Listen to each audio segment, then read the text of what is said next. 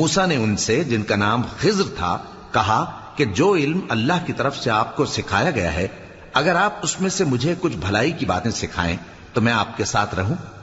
خضر نے کہا کہ تم میرے ساتھ رہ کر صبر نہیں کر سکو گے، اور جس بات کی تمہیں خبر ہی نہیں اس پر صبر کر بھی کیسے سکتے ہو؟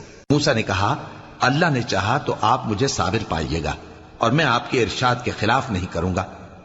خضر نے کہا اگر تم میرے ساتھ رہنا چاہو تو شرط یہ ہے مجھ سے کوئی بات نہ پوچھنا جب تک میں خود اس کا ذکر تم سے نہ کروں۔ تو دونوں چل پڑے، یہاں تک کہ جب کشتی میں سوار ہوئے تو خضر نے کشتی کو پھاڑ ڈالا۔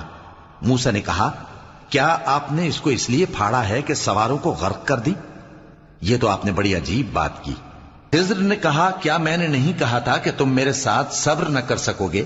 موسیٰ نے کہا کہ جو بھول مجھ سے ہوئی اس پر مواخذہ نہ کیجیے اور میرے معاملے میں مجھ پر مشکل نہ ڈالیے۔ پھر دونوں چلے، یہاں تک کہ رستے میں ایک لڑکا ملا تو خضر نے اسے مار ڈالا۔ موسیٰ نے کہا کہ آپ نے ایک بے گناہ شخص کو ناحق بغیر قصاص کے مار ڈالا، یہ تو آپ نے بری بات کی۔ خضر نے کہا کیا میں نے نہیں کہا تھا کہ تم سے میرے ساتھ صبر نہیں ہو سکے گا؟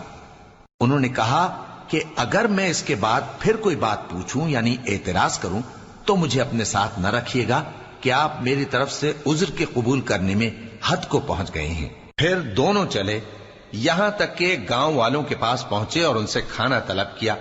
انہوں نے ان کی ضیافت کرنے سے انکار کیا۔ پھر انہوں نے وہاں ایک دیوار دیکھی جو گرا چاہتی تھی تو خضر نے اس کو سیدھا کر دیا۔ موسیٰ نے کہا کہ اگر آپ چاہتے تو ان سے اس کا معاوضہ لے لیتے تاکہ کھانے کا کام چلتا۔ خضر نے کہا کہ اب مجھ میں اور تم میں علیحدگی، مگر جن باتوں پر تم صبر نہ کر سکے میں ان کا تمہیں بھید بتائے دیتا ہوں کہ وہ جو کشتی تھی غریب لوگوں کی تھی جو دریا میں محنت کر کے یعنی کشتیاں چلا کر گزارا کرتے تھے، اور ان کے سامنے کی طرف ایک بادشاہ تھا جو ہر اچھی کشتی کو زبردستی چھین لیتا تھا، تو میں نے چاہا کہ اسے عیبدار کر دوں تاکہ وہ اسے غصب نہ کر سکے۔ اور وہ جو لڑکا تھا اس کے ماں باپ دونوں مومن تھے، ہمیں اندیشہ ہوا کہ وہ بڑا ہو کر بد کردار ہوگا تو کہیں ان کو سرکشی اور کفر میں نہ پھنسا دے، تو ہم نے چاہا کہ ان کا پروردگار اس کی جگہ ان کو اور بچہ عطا فرمائے جو اخلاقی پاکیزگی میں بہتر اور محبت میں زیادہ قریب ہو۔ اور وہ جو دیوار تھی سو 2 یتیم لڑکوں کی تھی جو شہر میں رہتے تھے، اور اس کے نیچے ان کا خزانہ دفن تھا، اور ان کا باپ ایک نیک آدمی تھا۔ تو تمہارے پروردگار نے چاہا کہ وہ اپنی جوانی کو پہنچ جائیں اور پھر اپنا خزانہ نکالے۔ یہ تمہارے پروردگار کی مہربانی ہے، اور یہ کام میں نے اپنی طرف سے نہیں کیے، یہ ان باتوں کی حقیقت ہے جن پر تم صبر نہ کر سکے۔